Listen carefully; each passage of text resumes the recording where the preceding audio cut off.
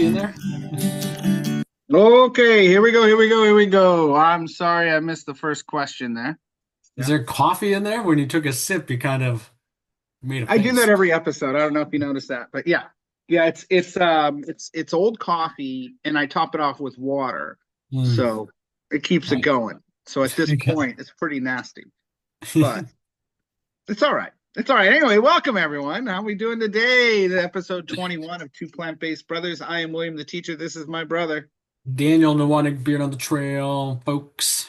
All right, and this is the end of January, if you can believe it, our last episode of January 2026. So last chance to check in with all you Veganuary people. How you doing? How did you do? How do you feel? Go ahead and take a look back at the month and just know, once again, doesn't have to end with January, but uh, just checking in on you, hoping you're doing okay. Daniel?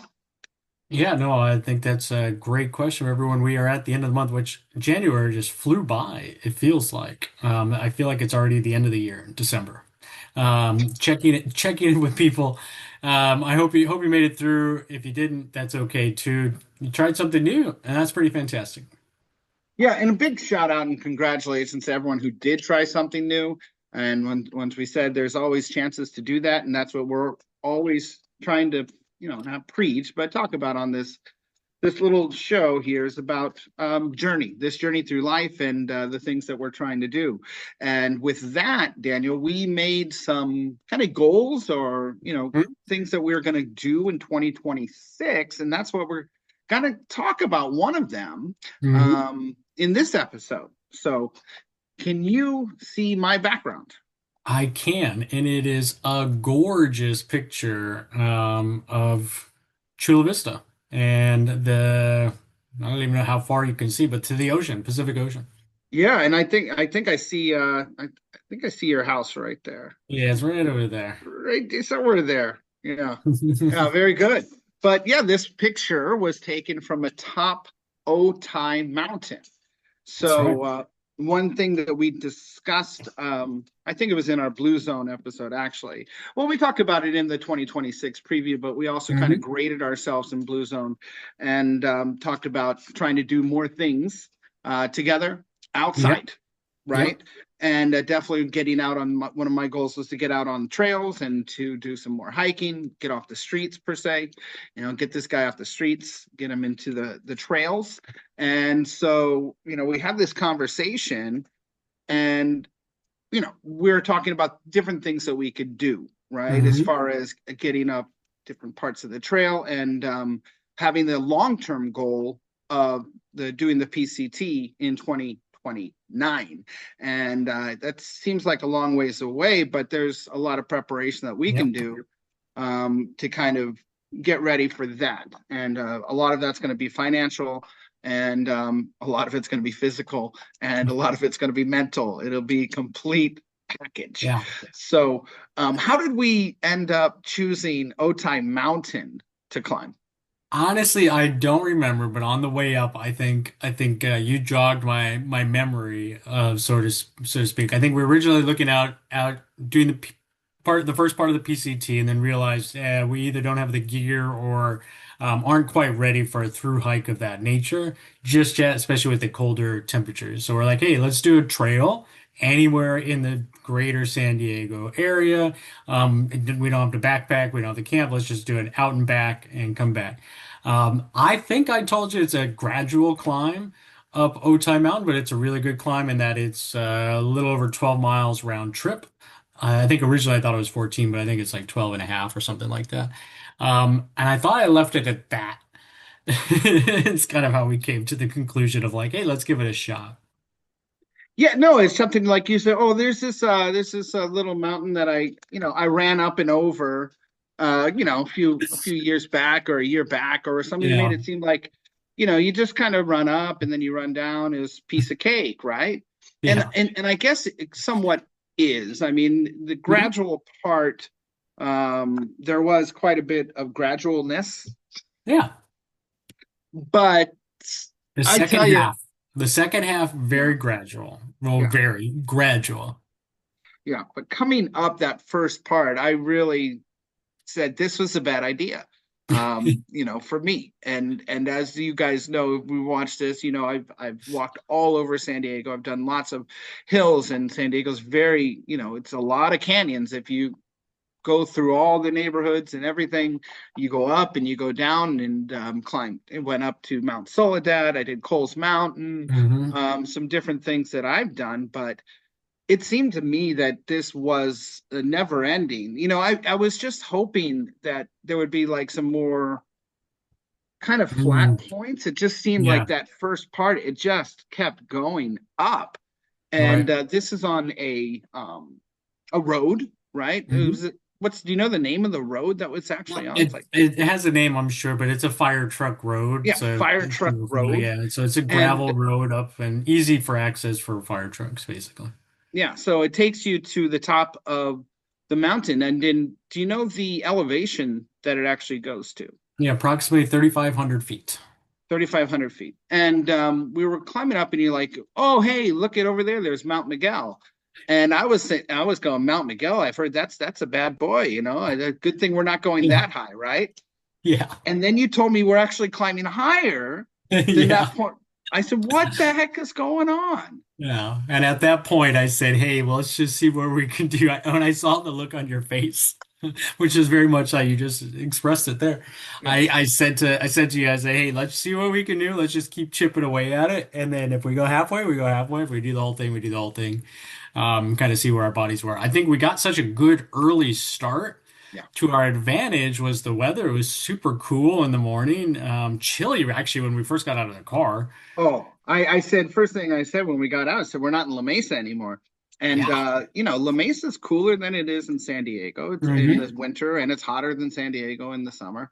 But yeah, it was a big temperature drop from being Yeah. in that car. And how long did it take us to drive out there from La Mesa? 20 minutes, 20 maybe at that. minutes. Yeah. So, we parked there at Pico something, I don't know, Yeah. some Pio mark, Pico Campground. Pio Pico Campground. In case you're interested in doing this, it was somewhat, I would say, somewhat challenging. If you're an avid hiker, it'd be a piece of cake.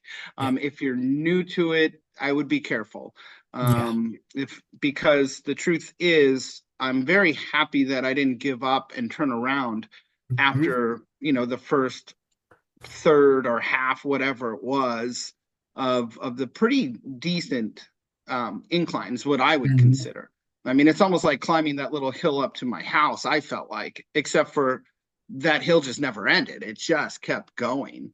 Yeah. And It did. then once we got up to a certain point, it became a lot more gradual when you can kind of start seeing the towers. Hmm. You're going to make it, and it was really worth it in that estimation. So thank you, Daniel. Appreciate Yeah. it. I did Okay. feel a little hoodwinked, a little bamboozled in the sale of this walk, but you know, I was vague on purpose, apparently. No, you did great, and I think probably the biggest challenge for those who aren't necessarily avid hikers to watch out for is shoe selection too, because it's a gravel road. The steep parts coming down, it's a wide road, so it's not like scary, you're gonna fall off yeah. a cliff kind of thing. However, it's slippery. It's slippery with the gravel, I think, unless you have some traction on your shoes. So just make sure you have some sort of traction on your shoes when you're doing it, because I think that's the hardest part. And I know is it when you go downhill, is it your quads that hurt more or knees, You know something like what? that? I thought it was, but my quads and my calves were destroyed going up.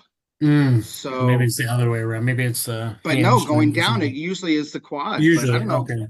I don't know what happened, but I could tell you this, as I've mentioned on this show before, we're talking about bountiful endurance, Hmm.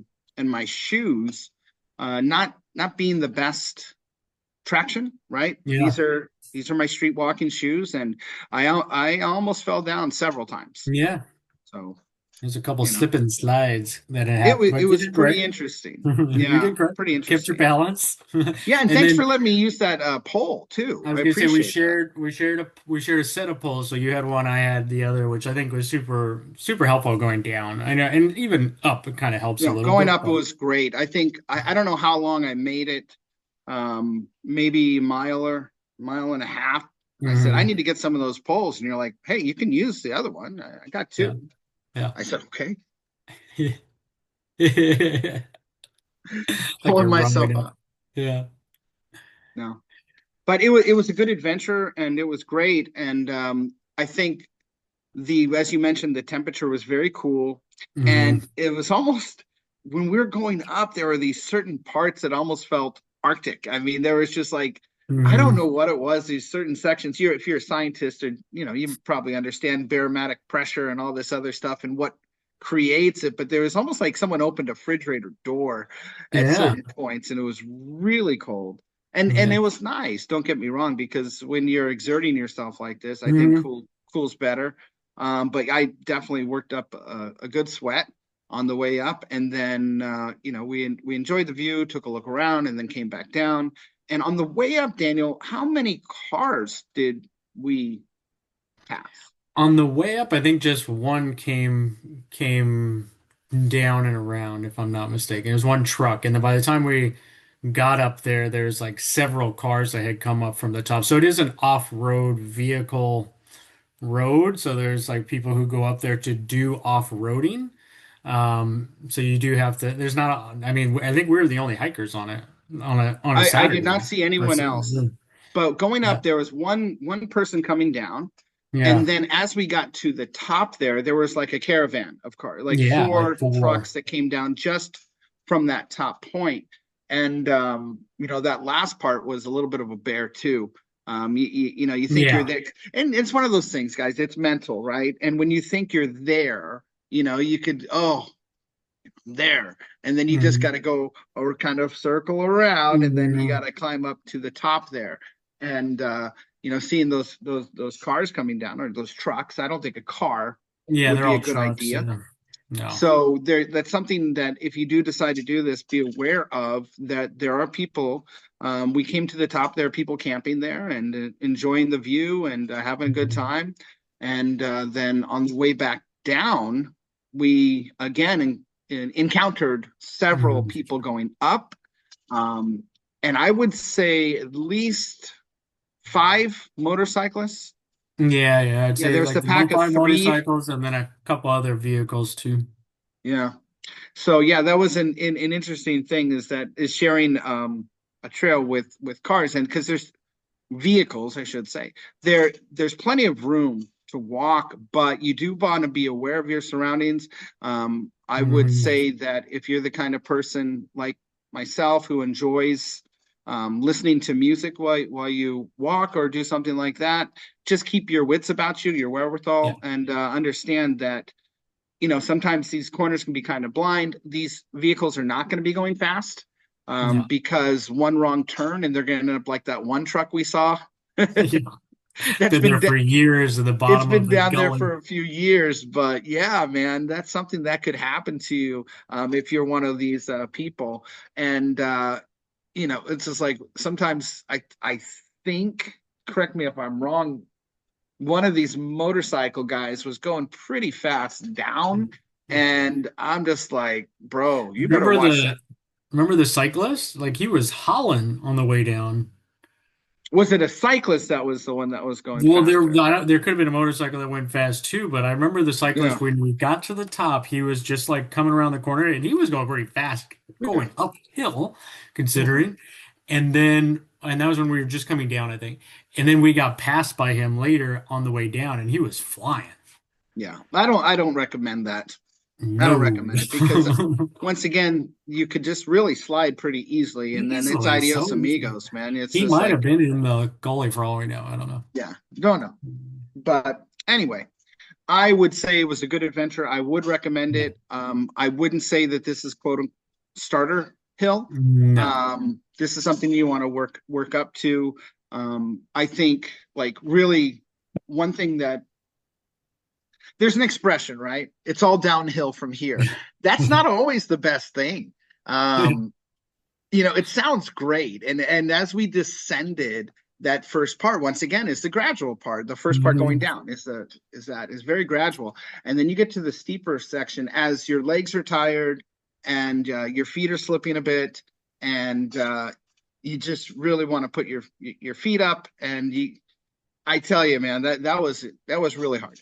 Yeah, no, That last completely. part, because at one point, Daniel, I started going, I'm ready. I'm ready to get down off of this mountain. I started like picking up speed. And Yeah. then I'm like, He started running, and I was like, I think he's doing this on purpose, but it looks like he can't stop. I can't stop. And, and I couldn't stop. And so, Thankfully, you got a little uphill. yeah, we got a little bit of a respite from the downhill, and I was able to cool my jets, so to speak. But you imagine the picture of you've seen it in the cartoons or something. The guy, he like slips in the snow and then he becomes the Mhm. snowball and then he's an Yes. avalanche down.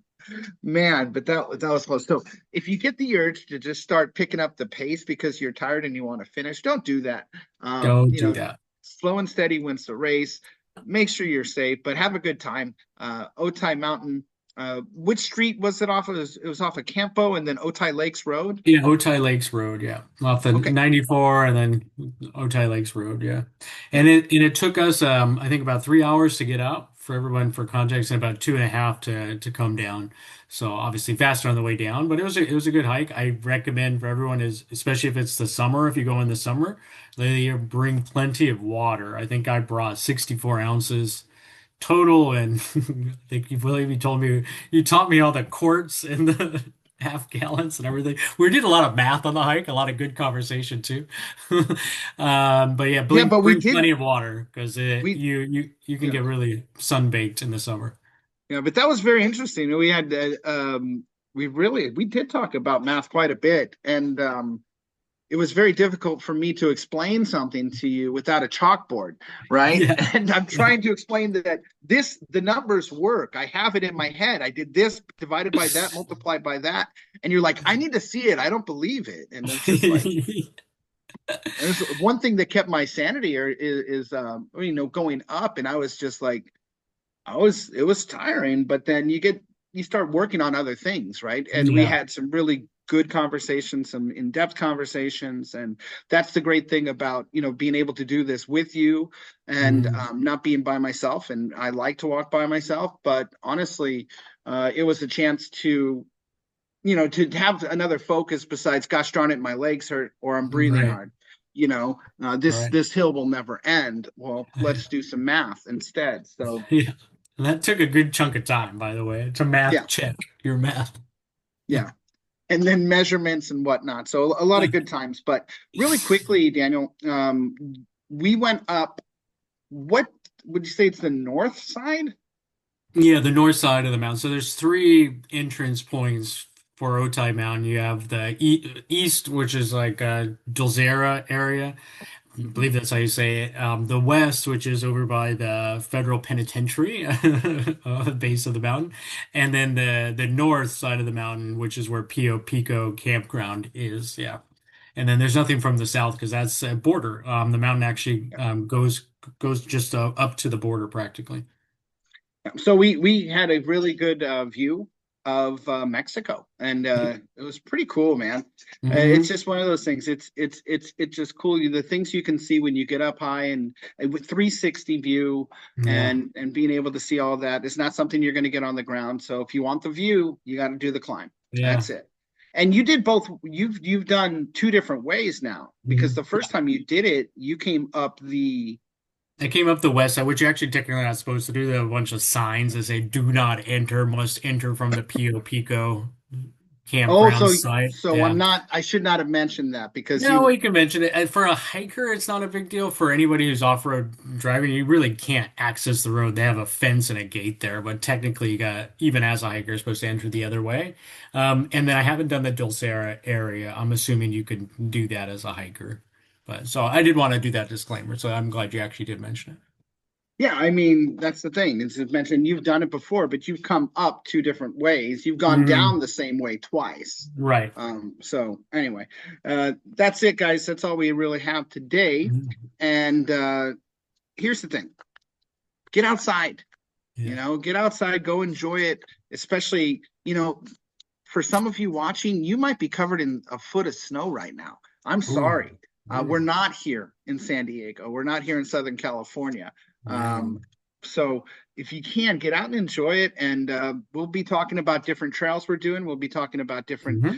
things, different explorations, and kind of going back to we set goals, and we're gonna do our best to complete these goals. So those are the kind of things that we're going to be alluded to. So thank you so much for watching, and remember, you don't have to be from San Diego. You could be from anywhere and watch this and think about what you have in your backyard. Hmm. But And I don't know. look at that. Gorgeous. Check out this view. Come check it out. We'll see you. All right, Daniel. Anything else before we go? Nope. Peace.